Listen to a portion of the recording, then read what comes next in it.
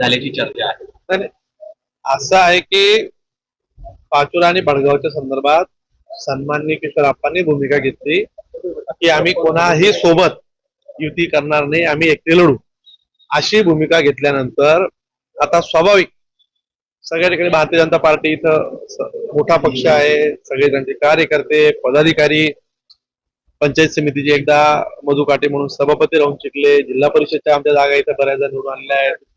या सगळ्या एकंदरीत याच्यातून सर्व समन्वयाने भारतीय जनता पार्टी आम्ही आता इथं ताकदीने लढणार आहोत. भडगाव पाचोरा नगरपालिका पण, नगर परिषद पण आणि जिल्हा परिषद पंचायत समिती, ते आम्ही सगळी पक्षाची एक बैठक आज घेतली.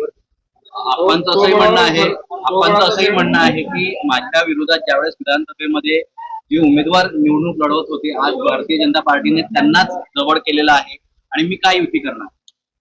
आता बघा, राजकारणात कोणी कोणाचं शत्रू, कोणी कोणाचा मित्र नसतं. त्यांनी पण दिली बहुशी मैत्री केली होती. राजकारणात काय मैत्री विरोधक का, आजचा मित्र हा उद्याचा शत्रू परवाचा मित्र असू शकतो. राजकारणात आता उबाटामध्ये नेतृत्व त्या विश्वासात घेत नसेल, त्या अडचणी आहेत. शरद पवार गटाच्या नेतृत्वाकडनं त्याला आश्वासक भूमिका घेतली जात नाहीये, म्हणून आता बरेचसे पक्ष पर्याय शोधतायत. काही लोक ही शिंदे सेनेत गेली, काही लोक ही भारतीय जनता पार्टीत आली.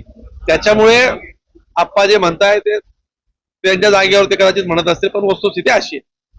अंतयात्रेची तयारी करतायत बाबा भाजप, माझ्या अंतयात्रेची तयारी करतायत, जसं आपण राजकीय असं त्यांचं जर या बघा, राजकारण हा सारीपाठचा गेम, हा काही हरिभक्त परायणचं काम नाही. राजकारणात कोणीतरी शत्रू राहणार आहे, कोणीतरी सोबत राहणार आहे, कोणीतरी विरोधक राहणार आहे. जे ज्या भूमिका असतील, आता सरकारमध्ये आम्ही महायुतीत आहोत.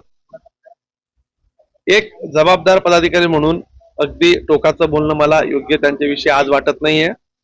त्यांनी पण जरा काही गोष्टी जर सांभाळून बोलल्या तर बरं असेल, पण शेवटी त्यांनी काय करावं हा त्यांचा प्रश्न आहे. ते स्वतःच काही हे करत असतील मनाचा, तर आपण त्याला काही बोलू शकत नाही. पण या विधानसभेला मी स्वतः त्यांचा फॉर्म भरायला, अगदी मी ज्युनियर आमदार असताना देखील आलो, जिथे जिथे सांगितलं ते सगळे फोन केलेत, एकदम स्पष्ट भूमिका घेतली. एकही उदाहरण ते असं दाखवू शकत नाही की बाबा आम्ही काही त्यांच्या विरोधात भूमिका घेतली. आता ते काय म्हणताय हे आता तुम्ही त्यांना जाऊन विचारा. त्यांच्या विरोधामध्ये लढले, त्यांना आपलं भाजपमध्ये प्रमोशन दिलं जातं असं त्यांनी म्हटलं. नाही, असं बघा, आता पक्ष सगळ्यांना वाढवायचंय. 100% शिवसेनेचा विचार करताय, 100% भाजपा विचार करताय, 100% अजित पवार विचार करताय. आता शेवटी पक्ष वाढवायचा असल्यानंतर ज्यावेळेस तुमचं पक्षाचं शटर चालू असेल, जे लोक सोबत येतील त्यांना घेऊन काम करावं लागेल. असं कसं म्हणता येईल? त्याच्यामुळे आमच्या सोबत जे लोक येतील, विचाराशी अनुरूप असतील, त्यांना आम्ही सोबत घेऊन काम करणार आहोत. सगळं चित्र पाहिलं तर युतीमध्ये निवडणुका होतील असं वाटतंय तुम्हाला? तर या संदर्भात गुलाबराव पाटील शिवसेनेकडून गिरीश भाऊंना ते अधिकार आहेत.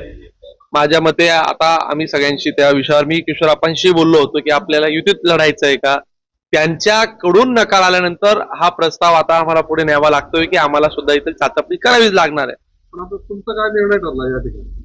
आता इथं तर भडगाव मध्ये आम्ही बीजेपी, त्यांचा निर्णय झाल्यामुळे आम्हाला तो निर्णय घ्यावा लागतोय. किशोरप्पा वेगळं लढताय, आम्ही वेगळं लढतोय. फक्त हे आता पाचोऱ्यापर्यंत आणि भडगावपर्यंत चित्र आहे. युती संदर्भात अजून जिल्ह्यात नेत्यांनी कुठलीही भूमिका स्पष्ट केलेली नाही. तसं याच्यात एक विषय होता की किशोरप्पा असं म्हटलं की प्रामाणिकपणे भाजपसोबत प्रत्येक वेळी काम केलं, पण त्यांनी कायमच माझ्यासोबत गद्दारी केलेली आहे आणि त्याच्यामुळे मला हा निर्णय घ्यावा लागतो. नाही, आप्पांच्या विषयावर आता मी तुम्हाला सांगतो की मी स्वतःच, मला गिरीश भाऊंनी सांगितलं की तू फॉर्म भरायला जाय, तिथल्या प्रचाराला जाय, जे सांगितलं पक्षाची भूमिका केली. आता एखादी गोष्ट आता तुम्हाला सांगतो, राजकीय महत्वाकांक्षा असते. आता आमच्या सोबत उद्या उठून 10 लोक आहेत, त्यातला आमच्या एखाद्या माणसाने बंडखोरी केली. एखाद्या व्यक्तीची बंडखोरी म्हणजे पक्षाची बंडखोरी नाही. भारतीय जनता पार्टीचे प्रमुख 20 पदाधिकाऱ्यांपैकी 15-17 पदाधिकाऱ्यांनी त्यांचं काम केलंय. मधु काटेंनी काम केलंय, मुंडेंनी काम केलंय, कितीतरी असे आमचे प्रमुख पदाधिकारी आहेत. सगळ्यांनी त्यांचं काम केलंय. पण आता ते काय सांगताय हा काय सांगताय ते आता विषय, म्हणजे त्यावरनं चर्चा केलं बरं. त्यांची मनाची जर ती भूमिका स्पष्ट त्यांचा म्हणजे त्यांचा जो आज समज आहे जर तो गैरसमजात निर्माण झालाय तर त्याला आपण करणार काय?